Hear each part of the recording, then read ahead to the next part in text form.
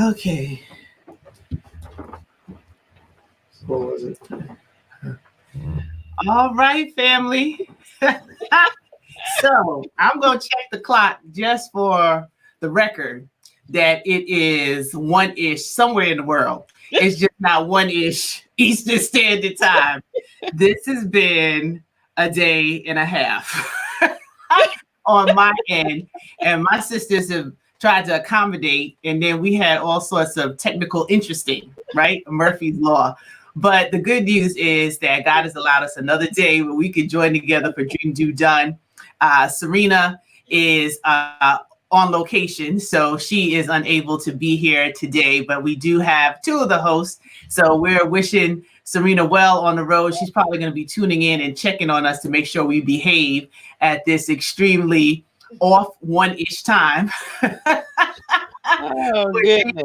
Done. But we don't stop. You know, the show must go on, even though we're a couple of minutes or so behind our what-ish. We're just determined to join you and to be here with you. So much is going on in the world, and we appreciate the latitude that you're giving us today and just tuning in. I see a lot of you joining. You were like, what happened? Right.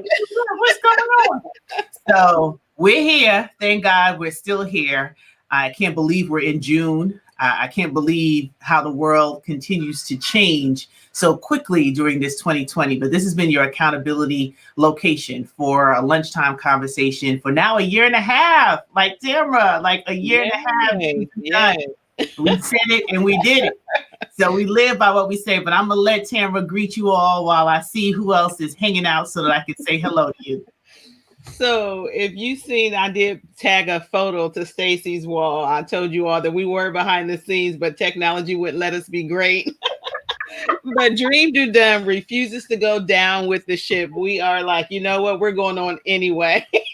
This is who we are. This is what we do. So I hope you all have had a great week. It's been a very interesting week, but I will say that my mood has changed this week, just seeing all the power and the unity across the US and places that I've never even really considered, seeing the unity in abroad and other locations, all for the same cause. It's just really been a beautiful sight. I think it has calmed down some in many locations, and people are still persistent. And that is just a beautiful thing to see it still going on. And, you know, just to know that people are dedicated and hanging in there. So I hope you've had a great week. But yes, so Dream Do Done is not lunches, but if you're still eating, go right ahead. It's okay. We are glad to be here with you and with each other. Absolutely. And, you know, it's just such a blessing that we get to do this every Monday, because it's like my dose on a Monday. Like, I need Dream Do Done, just like you all say you need us, because I get to see my two sisters and just feel one today. Even though she's not live on camera, she's always with us, because our desire is to really help you move from dreaming to actually doing so you can get it done. And, you know, we can see we're living in a time where we need everybody to rise up and be the great person you were called to be. I mean, ultimately, we believe that there's a divine assignment. Hey, Rhonda, thanks for tuning in. There's a divine assignment for each of us. And in such a time as this, what we're seeing is shocking, but not shocking, right? Because we know that there's been some injustices and atrocities that we've witnessed in the world, but it never had such a national platform like this. We've been through stages of development, of healing the wounds, that I call it a cancer, that has plagued this country and parts of the world. But now it's come to this fever pitch where people are opening their eyes and being empathetic to understanding what has gone wrong. And acknowledgement is the first part in any situation, no matter what you're dealing with. And as business owners, as women of faith, it's our job to be prayerful in our actions, in our words, and in our deeds, so that we can help create the narrative that moves us to the next stage of change, reform, and development. So it's a process. And the emotions, when you said it's been a week, Serena, I tell you, even down to my own sister, she was like, look, I just need to scream. I just need to be angry. I'm like, okay. So I had to let her vent, because, you know, we all go through those phases. And I'm like, we can't paint everybody with the same brush, but we have to hold those accountable that are doing wrong. And as much as we believe in good, there's evil. that is in the world, but good always conquers evil. Love will prevail. God is still in control, but it doesn't mean that we shut our mouths and we don't do anything and we're not advocating for change, because Lord knows my mouth has been open for this past week. But we need, in my opinion, and this is what I've been doing, and I know Serena and Tamara have been doing the same, just being prayerful that we have these broad platforms and we impact people's lives, that we can remove our ego and we can really focus on how we're being used as tools and instruments of God's good, even in the midst of this crazy, even in the midst of what we're seeing. And like you said, be encouraged by the young people who are coming out from all races and backgrounds and colors and say, this is just crazy, it's wrong. And I'm standing up for what is right. I'm standing up for being on the right side of justice. And Serena and Tamara and I also know it's the young people that always run the revolution.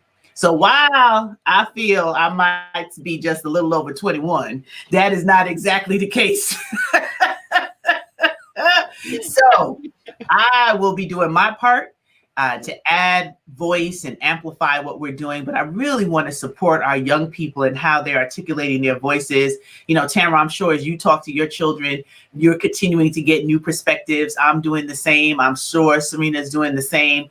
And that is encouraging, that they can see the world through a reformed lens, that we can finally deal with this cancer. It's been growing and festering and now everything is bubbled up to the top. And there's some people saying, well, I didn't realize, I didn't understand. I'm not going to sit in the judgment seat, right. But clearly 400 years is a long time. And it's not just one issue. I think, you know, folks have been spinning narratives and having all these conversations that are really not pertinent to the issue at hand and the reform. And I want to congratulate all those who are really leading, because it's questionable where the leadership lies in some areas in our country. I won't go there. But I do want to appreciate those who have been vocalizing constructive ways in which we can channel all of this energy. I mean, how many days has this been? You're in government press. How many days have we been protesting? And the U.S. hasn't seen anything like this. No, we have not. And just the consistency, and every day it's something different, something more. And that is just touching. But what you said about the young people is really, that's such a sincere, you know, fondness that I have for them right now. Even listening to my young people talk, and like even my daughter, you know, even with your children, sometimes when you sit down and listen to them, she has so much thought and so much power. And I'm just like, wow, I raised this individual, and it's a proud moment, but it's also very nice to see people who can articulate. And young people are pouring out their souls in so many ways. Whatever they know how to do, that's how they're contributing. I've seen artwork, I've seen spoken word, I've seen poetry, I've seen so many different ways. And I think that leads back to what Stacie was saying earlier on this show, why we do what we do. It is time for everybody to stand up and to operate in their gifts, whatever that is. You may be thinking, what is my gift? What is my business? What does my dream have to do with what's going on? But that's just it. We need all kinds of forms of expression. We need people who can use their platforms, whatever that platform is. We need people who can use their businesses to contribute funds, all kind of ways. So yes, now is the time for you to live that dream, to do that thing, to contribute your gift, because it is essential. It is important. Someone might tell an artist, what are you doing? But the artists are all over the place, and they are speaking through their art. They're speaking through spoken word. Like I said, I've seen people stand up and give speeches that I'm just like, wow, whatever your gift is, it can be used in a time such as this. And the time is now, right? The time is now, because we have such a spotlight on change and reform. It's going to take the businesses that are watching this show to be ready, not getting ready. You have to be ready, because we have to change the economic flow of resources and money in this country. You know, we're not going to get into the whole political conversation around how to do that, because there are many different approaches to get to the same end. And that end is equality and access for all. Not for some, not for those who were born in it, but for everybody. So I need those of you who are in business, who watch us because you like the business tips that we give or the information, and then the rest of you just laugh at us because you feel we're a little touched in the head. But for whatever reason you join this conversation every Monday, around dreaming, doing, and getting it done. It's incumbent upon you now to get your house in order. If you didn't do it during COVID-19 shutdown, the first round, and we pray we don't have a second wave because of everything that we are seeing. And I'm really praying for those who are going out on the front lines, protesting and standing up in civil disobedience, that we don't see a surge in COVID-19. But that was a pause that the whole world had to be on pause. So during that time, I hope that you were diligent in doing the things that you needed to do to get your house in order, literally and figuratively, right? Being able to work on your business, work on what solutions that you have, the answers that are sitting right in your hand, in your mouth, in your product, in your service, that people are going to want to invest in, because finally there is some real conversation about the lack of access for businesses, Black businesses, not just minority owned, because that's a whole blanket, but Black businesses who have great products and services. And people are saying, wait, they haven't had the same opportunities. They haven't had the same access to capital that other companies and businesses have. And in the midst of COVID-19, everybody is in a challenge in some way, in some form, but people are still making money. The stock market is still going back up. People are still in position. So I really hope that you've used the time now to be in position with answers. Not everyone's going to march, but you can donate money. Not everyone can donate money, but you can share information. Not everyone is on social media, but they can make a phone call. Not everybody is a student in any of the above, but maybe they can go to their capital in their city, in their state, and advocate for the policy changes. Let people know what's going on. There's something for everyone to do. Silence is not an option in this time. When we talk about dream, do, and done, this is time for the doing, so that when we check the box in the history books, we know that we were on the right side of advocating for the change that we've been looking for generations. We are the ones that will deliver it. Absolutely. And you said something too, like, just because you're not on the front lines doesn't mean you are not a contributor, doesn't mean that you're not important and that you can't use your gifts. Maybe your gift, maybe your thing you need to do is to pour into someone else so that they can be on the front lines. Like, really get creative and think about this thing. Don't just think that you have to be out there on the front lines doing this, doing that. There are so many ways to contribute. And that's what I really want to focus on, because I'm telling everyone, don't just depend on this person to be on the front lines. How can you support? There's people I know who can't go down in March, but they're dropping off water. They can't go down in March, but they're, posting on Facebook, so there's something that you can do to contribute and really focus on that. We are a talented people. And this is where everyone is needed. All hands on deck. All hands on deck. Absolutely. Hey, Diana, thanks for tuning in. She said, yes, the time is now. It is now. It's time for us to get it done. And then it's also, as we go through the conversation today, I love my people. Like, in the middle of the protest, we got the music going. We starting the lines. We doing all of the line dancing, and so that people's spirits can go up a little bit and say, there's hope that we can do this with everybody as an ally, like just Black people talking about Black Lives Matter. And it's not that because we say that your life doesn't matter. It's the fact that you've ignored a whole population, and you being the systems and the policies in this country. And I'm so encouraged by the conversations I continue to have and the ones that I continue to hear, where everyone can be honest about where they feel. I was speaking with some white sisters, and they were like, look, I keep trying to help all my Black friends, and they keep telling me I'm a privileged white woman. And I was like, that was honest that you would say that. She was like, I don't understand. And I'm going into places and I feel everybody's looking at me funny or giving me a side eye. I said, that right there, and another sister brought it up before me, is what we experience all the time.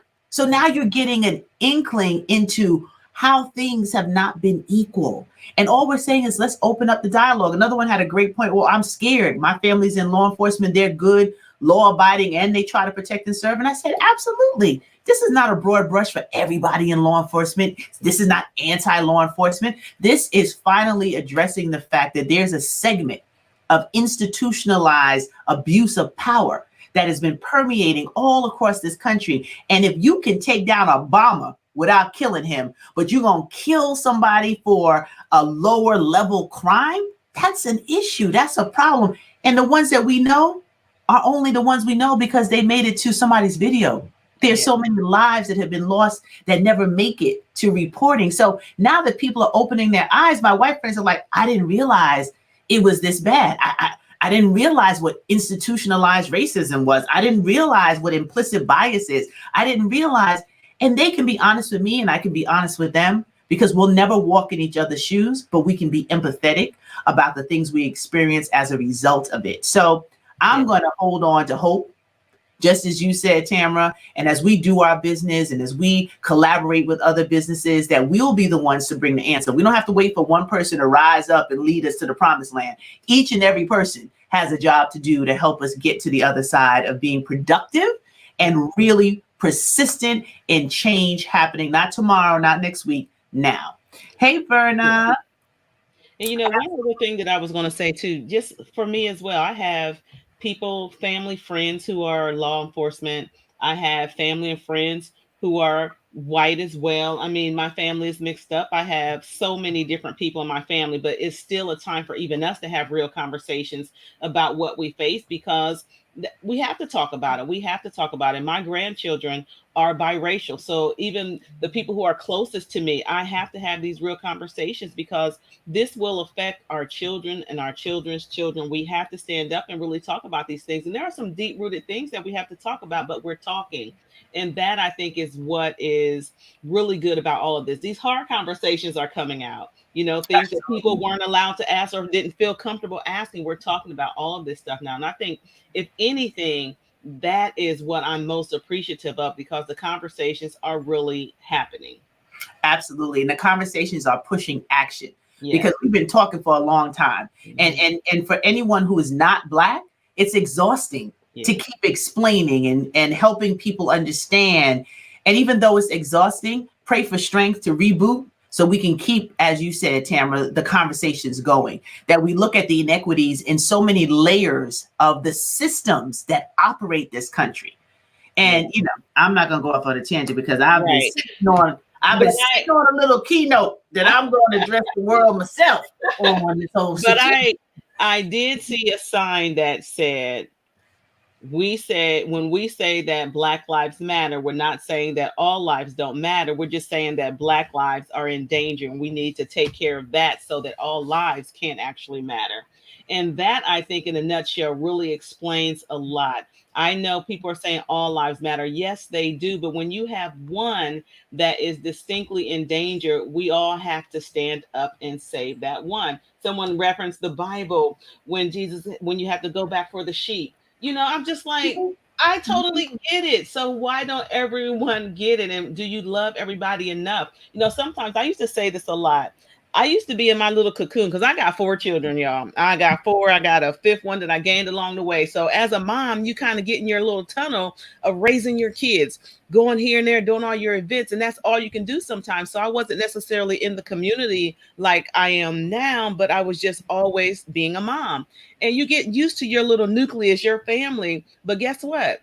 My children, I also have to worry about these children and these children and these children. And that is what I'm seeing. It's about more than you and your family. If you and your family are doing well, God bless you. But somebody else's family is not. And it's also our job and our opportunity to help those, so that there's enough out here for all of us. We have to be diligent about doing that, not just focus on our family, our nucleus. We have to open up our eyes and look at our whole community.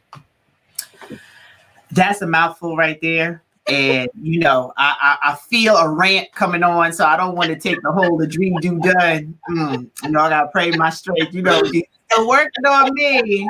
But to be continued on a separate conversation just about understanding. And I mean, that's the key. We just wanted to dedicate the show today to open conversation, right? We have this platform because we have the ability to be on an open platform. And when you use social media for good, it can encourage conversations. It can make people want to know and learn things that they didn't. And there's no judgment if you didn't know, you just didn't know. Yeah. And Procter & Gamble just released a commercial. I saw a clip of it yesterday, and it was a powerful commercial because it took a real look at the Black experience in this country. And it was a brother, he had on a baseball cap, he was with his kid, had on a jacket and his hoodie, and he was walking through his doors. And then there was a little girl, the same age as his little black boy, little white girl in the car. And the mother looked at the two kids connecting, and she wound up her window and like sped off.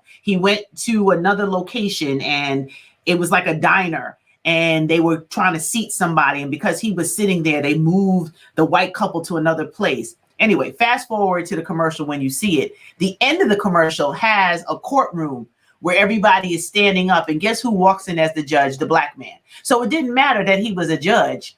It mattered that his skin was black and he was being judged. And I said, whoa, Procter & Gamble, hasn't this thing caused all of these larger corporations to really look at the reality of what we've been living in and the reality of the challenges that we see? So the good news is conversation has opened, but conversation is moving action. We just don't want rhetoric. We don't want a moment in time where everyone rises up and walks together and we hold signs together. We want to see the results of these actions. So to what the Black Congress Congressional Caucus was able to do today with Speaker Nancy Pelosi and the others that joined in, the conversations that are happening in police departments all across the country. And kudos to the police departments and the police chiefs that have been verbally vocalizing their disdain for what they've seen, and that they're really working on community policing the way it should be. I think in Houston, and that's the one right at the top of my head. God cover and bless that man, because he's standing up against a blue wall that hasn't been broken for all these years and is crumbling down. And I just want to applaud all the good law enforcement, the ones in my family and extended family, that I'm praying for their protection during this time, that people just don't group them up into what we've seen happen with those who have done wrong by wearing the badge. And I'm praying for all of those who are protesting. I was watching the college student story of how he got tased and dragged out of his car. It's just so many. Then I see the poor 75-year-old elderly white man pushed down in Buffalo. These are the things that are coming out now, Tamara, because everybody got a cell phone. That's right. And everybody's filming, and they're their own reporters. They don't need to anchor news on ABC, NBC, or MSNBC, right? They're going to tell the story. And let's just hope that when we pass the anger stage, we get to the action of calling for the reform that we need in this country, and I dare say the world, because we can see we have people from all over the globe that are linking arms and aims with the issue at hand. So Verna said, well, let me start with Diana. Equality plus access equals economic growth, sustainability. Exactly. And Verna said, I keep saying that, please don't see all degrees in. Exactly. Hey, ladies, how do you respond to who feels that the white people are rallying protests should be active in this fight a long time ago? Look, Diana, woulda, coulda, shoulda. Yeah. We can't change what has happened in the past, but we're glad that eyes are opening currently, but we're not going to let anybody tell our story better than we can tell our story, right? So we need all hands on deck for change, but we don't need those voices to drown out the reality of what we're living in. So there's a delicate balance with opening up the dialogue and opening up in a productive way. There are many different ways to come to this solution, so no one can feel as if, well, I have the only answer and this is the way it has to be. Yeah. That's too much ego inserting itself. Yeah. God, I also think too, and this is any conversation that you're engaged in, you also really have to be open for the tough conversations. There's some tough conversations on both sides of everything. And just being open enough and allowing a person to be honest enough to share with you is a start. So even some of the tough conversations that I've had, I don't agree with everything any one person has said, but being open enough to hear what they're saying is also a start. And so we really have to start somewhere. Yes, there are a ton of things that should have happened a long time ago. We all know and feel that, but this is a time right now that we're concentrating on the here and now and what we can do right now to change. And I think that is the most important thing. If we go into everything with so much anger, even if it's warranted, if we go in with so much anger, we can shut down the progress that we're making at this very moment. So I just encourage people to be open for the tough conversation, to be honest and transparent at that same time. And that's not something we've been able to do in a very long time. So I think that's that's a way to start combating this situation and really having these conversations, to be honest and transparent. It's not letting things go up under the rug or not confronting things. It's about being open and listening and getting your point across, definitely, but also listening so that we can really come to some things where we can see some change. Absolutely. And Regina is agreeing. Diana is agreeing. Sound advice. So thank you all for tuning in to our show and appreciating the fact that it's one is somewhere on the planet. It might not be on Eastern Standard Time, but we here. Dream Do Done. Doesn't miss a Monday. Rain, sleet, snow, shine, vacation, funeral, all the things we've been through for a year and a half to bring the valuable insight and conversation. So Tamara's going to close this out and tell you how you can stay connected with us. But our prayers and our heart go up for this world. You know, the COVID-19 pandemic did not leave us. It is still actively very contagious and still taking lives. And every 100 and plus thousand that have died is somebody's loved one. So let's be just very careful. You know, I've been out there at the protest, but I kept my distance. I, managed myself, had my sanitizer, being responsible. And let's just be responsible. Let's get tested when we need to get tested so that we don't have a surge going up again in our healthcare system. And let's keep the pressure on. This pandemic of racism has finally hit an all-time beyond Pandora's box, beyond the tinder box, like the volcano has erupted.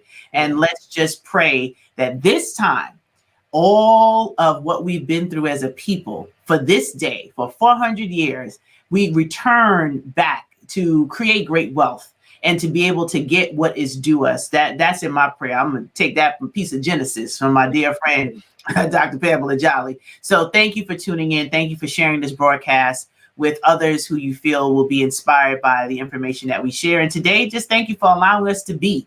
It's just a lot going on. We're juggling a lot. And this is at top of heart, top of mind. And we just wanted to share our insight with you. Yes, so definitely stay tuned to our website at dreamdodone.com just to stay up to date on what's going on, the things we have to offer, and how we can really help you move from dreaming to doing to getting it done. We are serious about this thing. You see, we're serious here. I just have to say one funny thing before we leave, because this is another transparent moment and just how we really are real with each other. My sister could have outed me from the very time we got on this call, but I will let you know that our technical difficulties today were all on me. And I'm sitting there thinking I'm doing everything right. And I'm just waiting for everything else to fall into place. But it was me. The technicality was on me. And she didn't count me not one time. It was we. We could get on. We had technical difficulty. And this is the kind of love and support you need. Someone who will not call you out, but support you. So I love my sister. This is what happens behind the scenes. Stacie was on point and Tamara was not. And Tamara didn't know it. And Stacie was thinking she was doing something on her end, but it was me and she never said a thing. So I love her. I love you all, and we will see you next week at 1-ish. Absolutely. I love you more. Eastern Standard, exactly. Hey, Stephen, thank you for coming. You see, that's loyalty. Stephen showed up. He was like, they on at 4 o'clock. What time is it? So we here. Love you all. Stay safe and be well. See you next week.